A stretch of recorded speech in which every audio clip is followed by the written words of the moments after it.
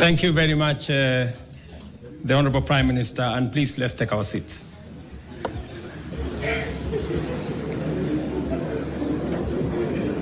Your Excellency, Raila Amolo Odinga, Prime Minister of Kenya and party leader of my former party.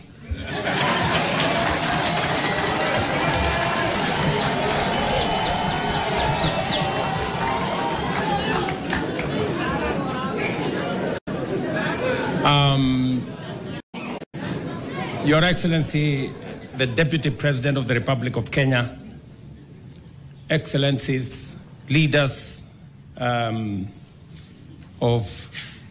both UDA and ODM, distinguished ladies and gentlemen, good afternoon. Hamjambo.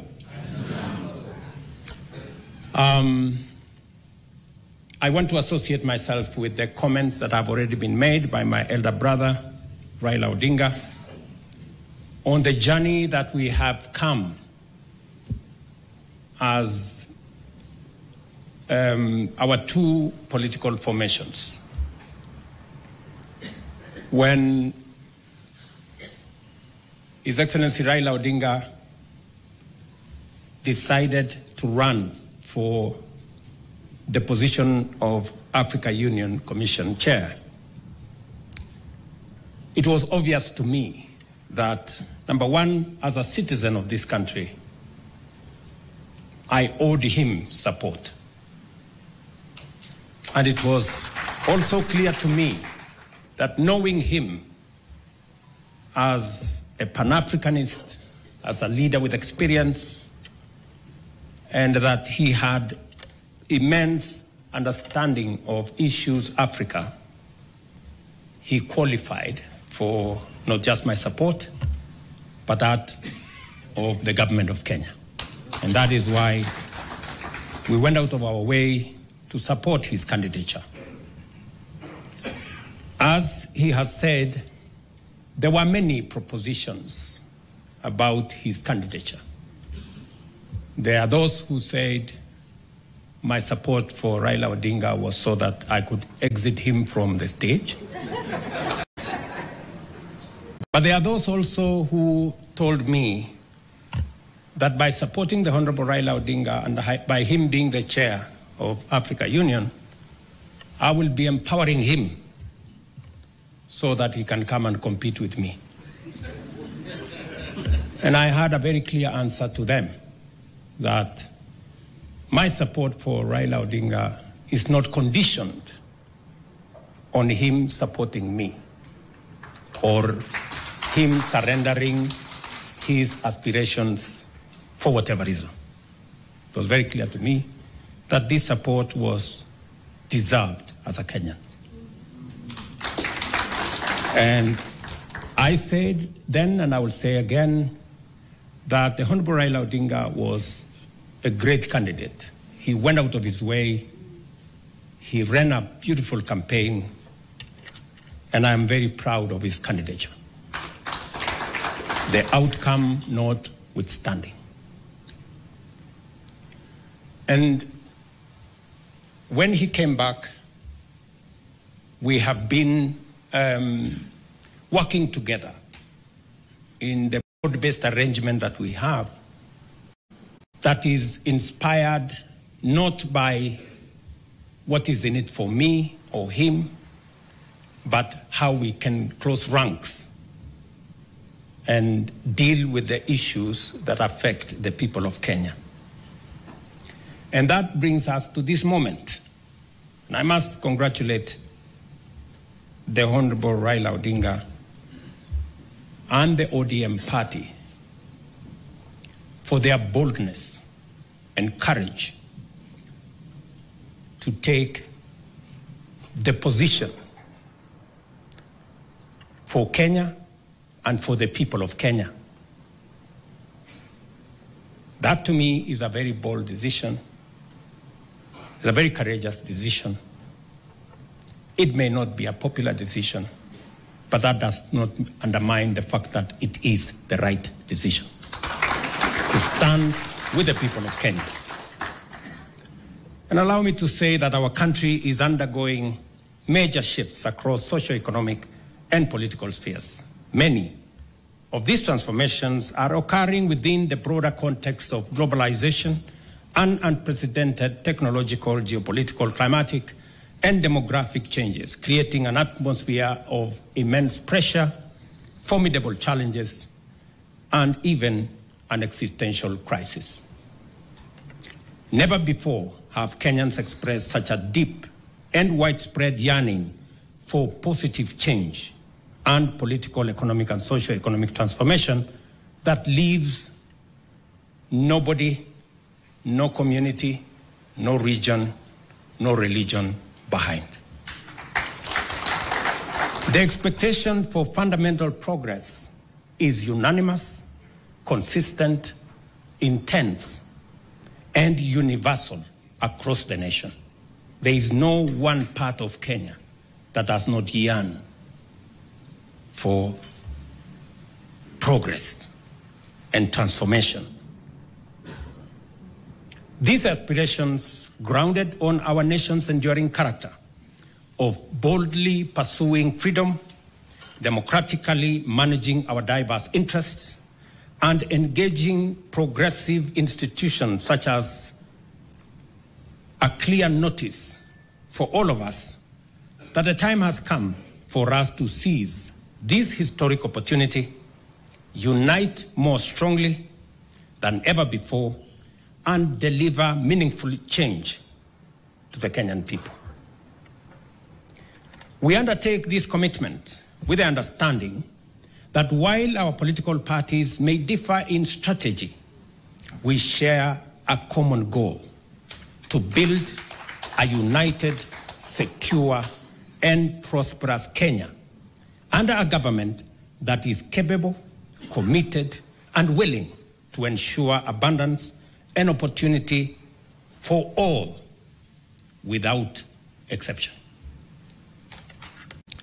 This realization has enabled Kenya's largest political movements to engage constructively, recognizing the unique opportunity before us. As leaders and as a generation of citizens, we must embark on a bold and radical path of national transformation, confronting and resolving the fundamental issues that have shaped every national crisis since independence. And we have had an able listing of what this is. This is the path towards the promised land where freedom and opportunity are guaranteed for all. We recognize that this moment is unlike any other. It is not enough to merely identify systemic and structural obstacles that have denied generations a fair chance to achieve their aspirations. More importantly, we must rise above political differences and embrace a higher vision of the Kenya we all deserve. Understanding, therefore, that jobs, wealth, enterprise opportunities, and social services must be provided within an environment that is free, open, democratic, and competitive, we move forward with a shared commitment that is not only doing the right thing for our nation, but also to ensuring they are done right. We, the leaders of UDA, Kenya Kwanza, and ODM, commit to implementing the NADCO report to address key national issues, including the cost of living, youth unemployment, and gender inclusion.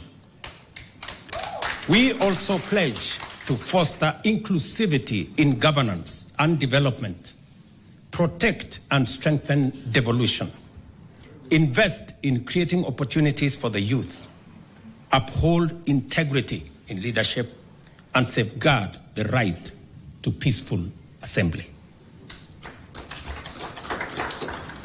We will raise and manage national resources responsibly to reduce our debt burden by ensuring transparency, responsible borrowing, and an audit of past debts to realize and to know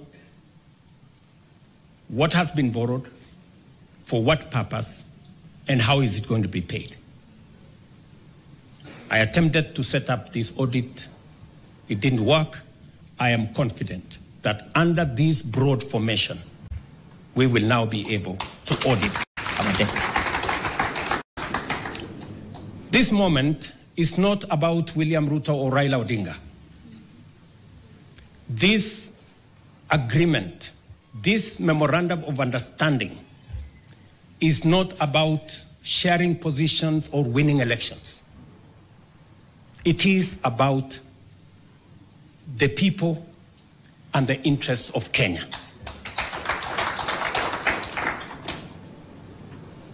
That is what is significant. To me, the interests of this great nation. We have talked about Kenya of potential for far too long. It is now time that we close ranks as leaders, because this nation can succeed. We have what it takes to be a great nation. But we haven't made the steps and the decisions that would make this nation great, because we have always been making politically correct decisions. We need to make decisions that are correct as far as the interests of the people of Kenya are concerned. I must congratulate His Excellency, the Right Honorable Prime Minister Raila Odinga, and the courage he has to make difficult decisions. Not many leaders can make the kind of decisions the Right Honorable Raila Odinga can make. Very few people can put the interests of the nation and the interests of the people above or ahead of their own personal interests. I say that without fear of any contradiction, because I know the kind of difficulty my elder brother has got to go through in getting us to this position. And my brother Raila Odinga, history is going to charge you fairly for what you have done for this nation.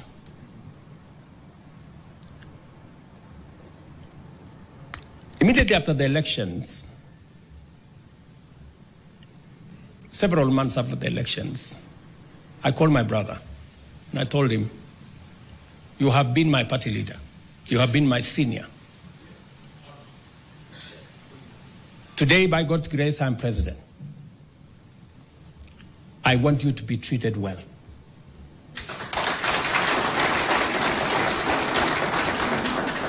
And I will do whatever it takes to make sure that you have respect in Kenya.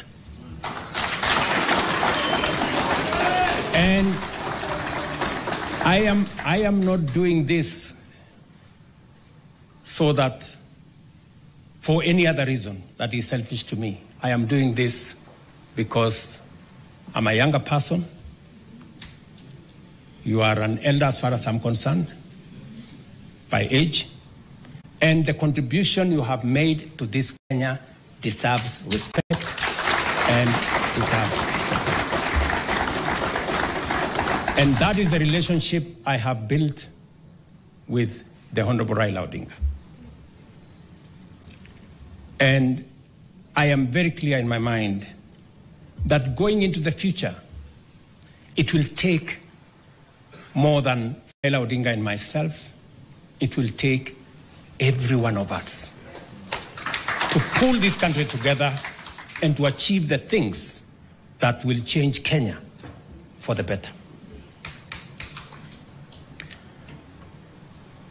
Let me say this, that equally we will fight corruption decisively, eliminate public resource wastage, and uphold the rule of law and constitutionalism, ensuring that government officials respect judicial decisions and protect the rights of all citizens. Our collective goal is a just, equitable, and prosperous Kenya for all of us. Thank you very much to all of you. May God bless our great country, Kenya. Asanteni sana. Another round of applause for the principals, please, as I seek your indulgence, Your Excellencies.